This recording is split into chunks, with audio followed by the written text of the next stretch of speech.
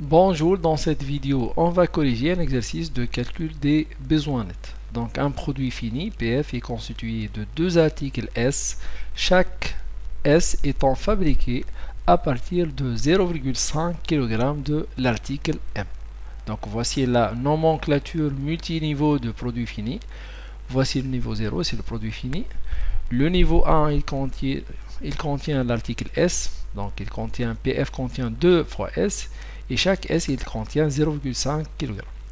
Le stock de départ, ST, c'est 300 pièces. La taille de lot, précisons le groupement des articles d'un ordre de fabrication L, c'est égal à 250. Donc les lots de fabrication sont de taille de 150. Le délai d'obtention de l'article D égale 1. Donc pour obtenir un article, il faut lancer cet article avant une période. Et on ne peut pas lancer moins de 250 pièces. On va compléter ce tableau-là de calcul de besoins nets. Ce tableau, il contient l'article, par exemple PF, les besoins nets, les ordres lancés, les stocks prévisionnels, les ordres proposés, la fin et le début de chaque ordre proposé. Ici, on a les différentes périodes 1, 2, 3, 4 et 5.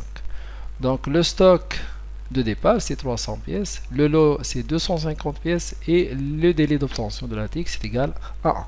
On va essayer de compléter ce tableau-là de calcul de besoins nets. Voilà, donc on va commencer par le stock de départ. Donc le stock de départ, voici son emplacement, c'est avant la période 1, c'est le stock déjà existant actuellement. Donc on a 300 pièces.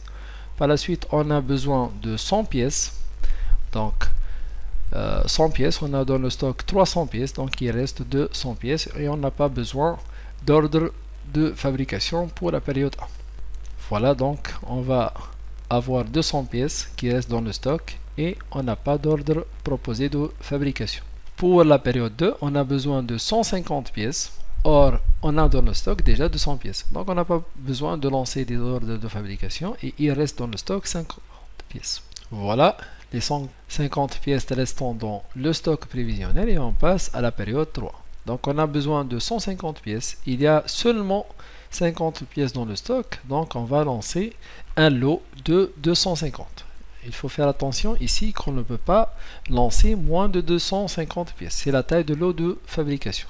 Donc, mais ces 250 pièces doivent être lancées avant une période. Donc, car le délai d'obtention de l'article c'est égal à une période. Donc, on a ici, on va lancer 250 pièces à la période 2 pour obtenir ces ordres-là dans la période 3. Donc, voici le début de lancement des ordres proposés et voici la fin ou l'obtention des ordres lancés. Donc, on a 250 pièces plus 50 pièces dans le lot. 250 plus 50, ça donne 300. Moins 150 pièces, c'est la demande client. Il reste 150 pièces. Je reprends. Donc, tout d'abord, on va lancer 250 pièces. Ces 250 pièces, ils vont être obtenus la période 3. Et on va calculer qu'est-ce qu'il va rester dans le stock. Donc, 250 pièces lancées de fabrication, plus 50 pièces dans le stock, moins 150 pièces données au client ou livrées au client. Il reste 250 plus 50, ça donne 300, moins 150, il reste 150 pièces. Passons à la période 4.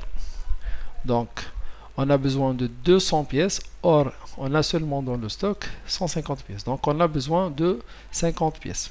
On ne peut pas lancer seulement 50 pièces. On va lancer un lot de 250. Ce lot-là doit être lancé avant une période, c'est-à-dire dans la période 3 et obtenu dans la période 4. Par la suite, on va calculer le reste dans le stock prévisionnel. Voilà, 250 pièces au début, le début de lancement de cet ordre. On obtient cet ordre-là de fabrication à la période 4. Donc, on a 250 pièces obtenues par fabrication, plus 150 pièces dans le stock. Donc, ça donne 400, moins 200 pièces de besoin brut. Il reste dans le stock 200 pièces.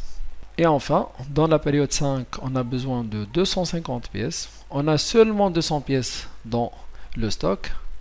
De même, on va lancer un nouveau lot de 250 pièces.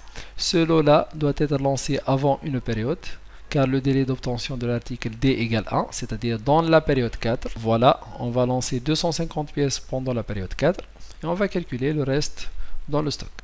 Donc cet ordre-là, il est obtenu dans la période 5, 250 pièces, plus la quantité dans le stock, 250 plus 200, ça donne 450, moins 250 pièces, le besoin brut du client, on trouve finalement 200 pièces. Pour les ordres, on n'a plus besoin d'ordre de fabrication, donc ici on a 0, donc on n'a pas besoin d'ordre de fabrication. Voilà comment on peut calculer le besoin net d'un article. Merci et à la prochaine vidéo.